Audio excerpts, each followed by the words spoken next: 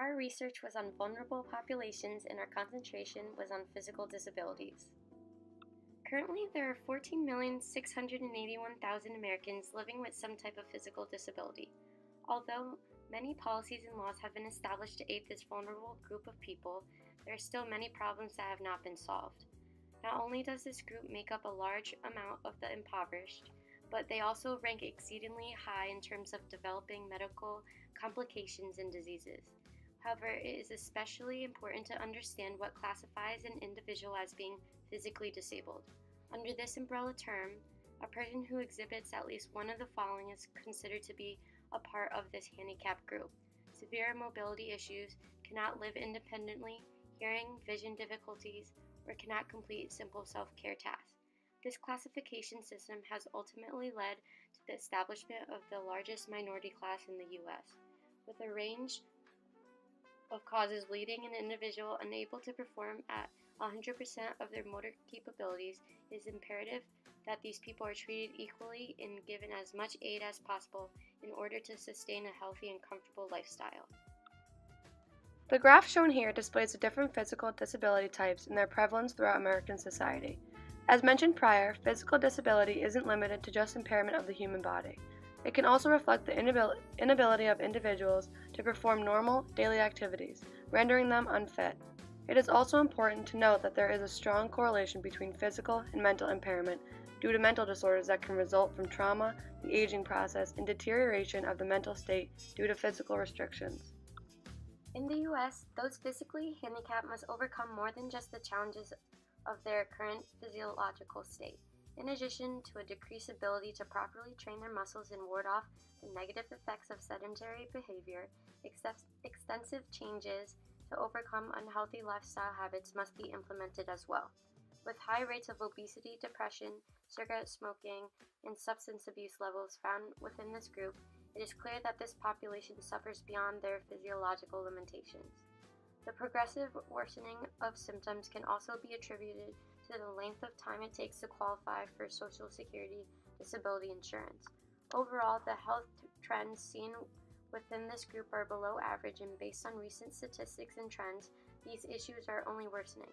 Although there has been a slight improvement in the wait time for SSDI, ultimately this vulnerable population continues to struggle from a health standpoint. Discrimination against the physically disabled has prevailed in the workforce, which have influenced their difficulties in finding jobs.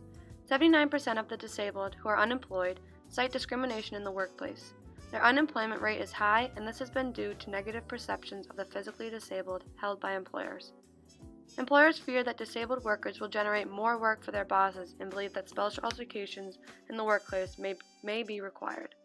As a result, employers do not alter their course of action toward hiring people with disabilities. The federal government also contributes to the difficulties the physical disabled face while looking for employment. The government-imposed SSDI is designed to help disabled people, but in fact provides an economic disincentive to work. Their health and income benefits can be taken away while working, and this drives the disabled workers out of the workforce.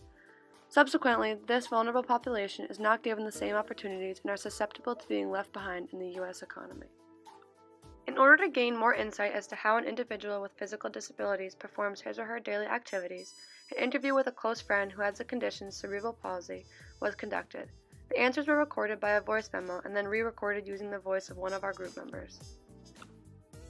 First, tell me about yourself. Where are you from? How old are you? Where do you go to school? What are your major? And what are some of your hobbies? I'm from Glastonbury, Connecticut. I'm 20 years old. I attend the University of Rhode Island. My major is psychology with a double minor in theater and leadership. What's your condition? How do you eat or go through your daily tasks?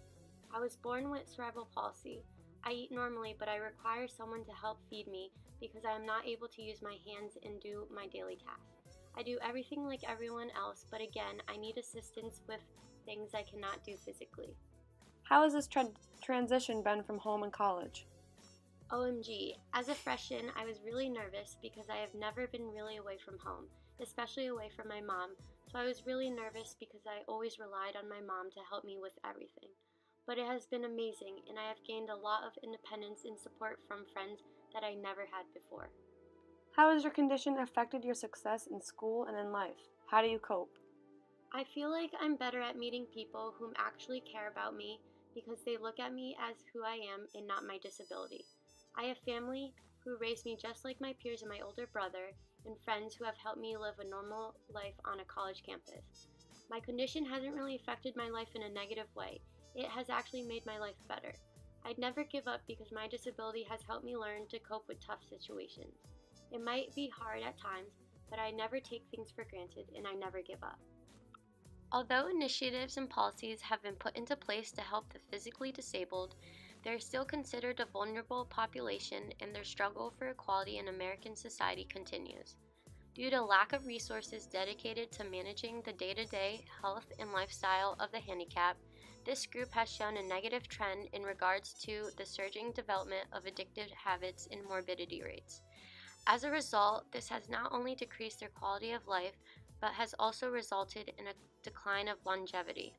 This can also be attributed to the fact that the physically disabled are still discriminated against in the workplace despite the implementation of the American with Disabilities Act. There are still many individuals who are capable of working, however, due to minor restrictions in physiological functioning, employers tend to avoid hiring individuals within this group. This then leads to the disabled relying on SSDI as a These are sole going to be painful to source of watch, I'll income, confess. leading to poverty I'm not since the looking amount forward given to is it. barely enough to sustain a life that potentially needs special accommodations. Overall, as the handicap persists in the struggle for fairness, it is up to those in position of power to analyze the statistics and downward trends associated with this group. As major problems are outlined in this video, solutions for several different problems areas have been presented as a means to initiate reform.